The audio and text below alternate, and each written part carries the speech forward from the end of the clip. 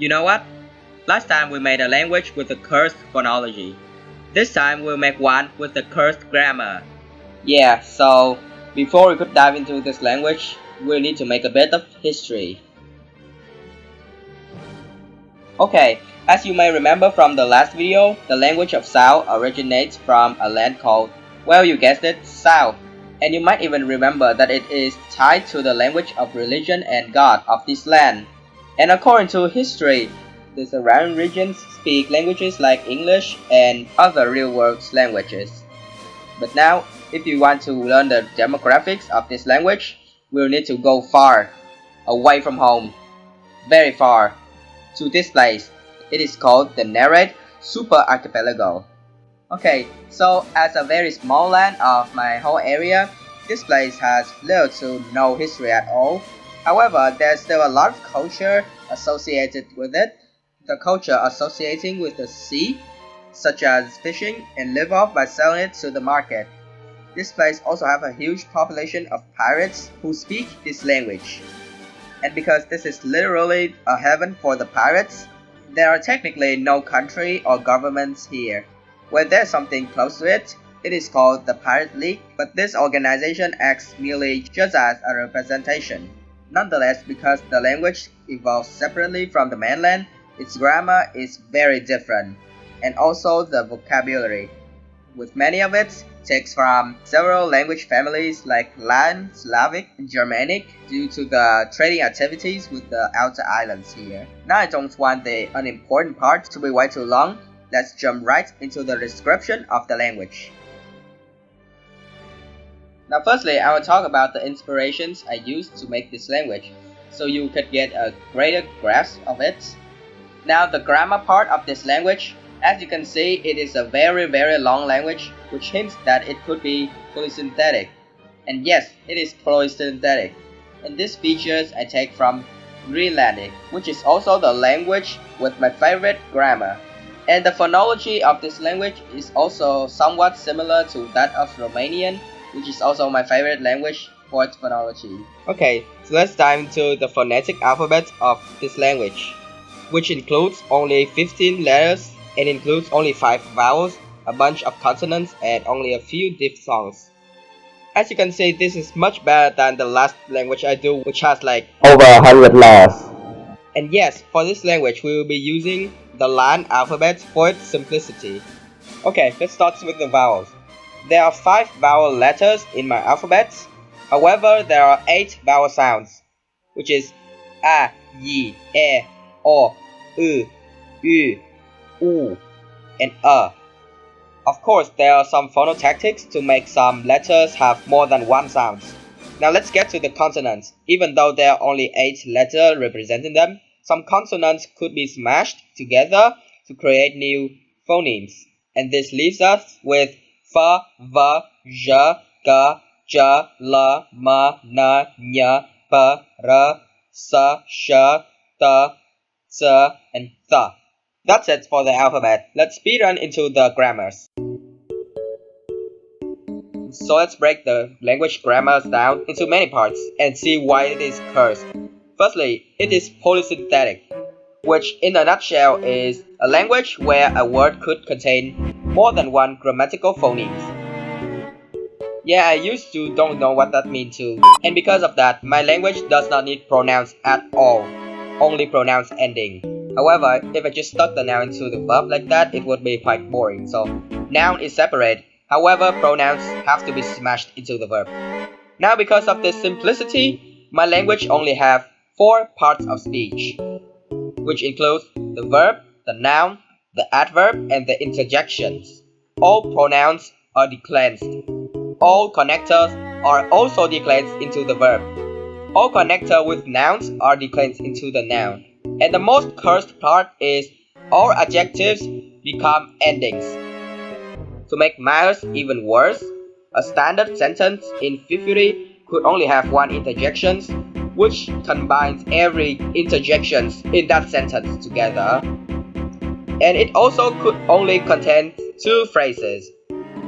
Yes, if you need to connect many phrases, you need to use an adverb for that. And each phrases could only have at most 3 words, which includes the verb, a subject noun, and an object noun, which I'll talk about later. How about dative nouns?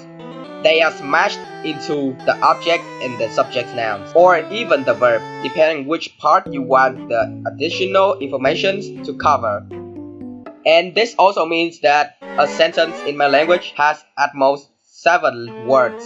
Okay, now do you want to know what is the most crazy thing about this language? It has 2 grammatical systems. So here's the thing. I've thought to myself that I should make a language where nouns declines as little as possible. And this make me want to use the ergative absolutive grammar structure. However, I still want to keep the simplicity for the pronouns.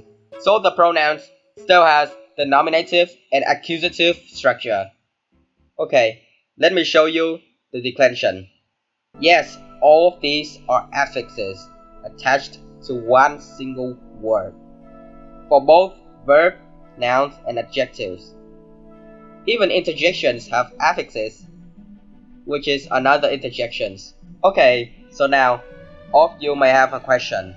If my language is such a cursed polysynthetic language, how many cases are there in here? Well, the short answer is, I don't even know. Yes, that's how complicated it is. Here's the thing. For grammatical cases alone, my language already has 6. Nominative, accusative, ergative, absolutive, dative, and genitive. Now, the dative case is divided to the nominative dative case, which is the dative object that adds information into a nominative pronoun which is already declared and cannot be added. A dative case noun could have additional information, which includes locative cases, and these are all the subdivision of the dative cases. The vocative case, the internal locative case, which even subdivides into 5 more cases. The external one, which again subdivides into 5 cases. The prolative case, the essive case, which subdivides into 3 more.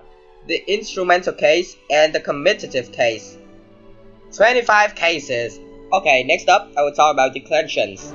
Usually you see this in other synthetic languages such as Finnish or Hungarian, where you put affixes in front or behind the root word. The same is true for my language. However, my language does not have a limit for how many declensions you could make.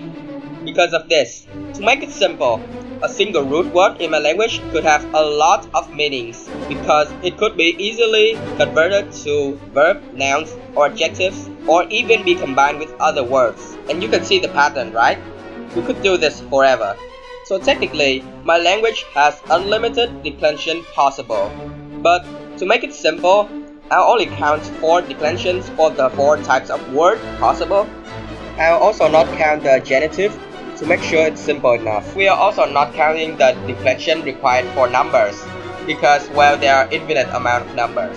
So the number of possible declension in my language is, yes, I'm not even joking, we have about 54 million verb declensions possible, about 400,000 nouns declensions possible, and 105 for adjectives and adverbs. And don't forget they could also be converted into each other via, yes, declension. Well, that's it for the basic core mechanics of my language. However, right after I create this language, I've tried to translate some texts from different languages to this one to see how the results go. One particular text though caught my attention the most. It is the lyrics of a Ukrainian song, and when translated into my language, it produces some interesting results. Let's try if I could sing it. Okay, I give up. Okay, this is a real take here. I have translated the B-movie script into my language, and here's the results. Livek fuksipon jatercha, fury pur ni thruk schnul jawulapun, posipifar, nisip muran jash trafa, hosturk puripor.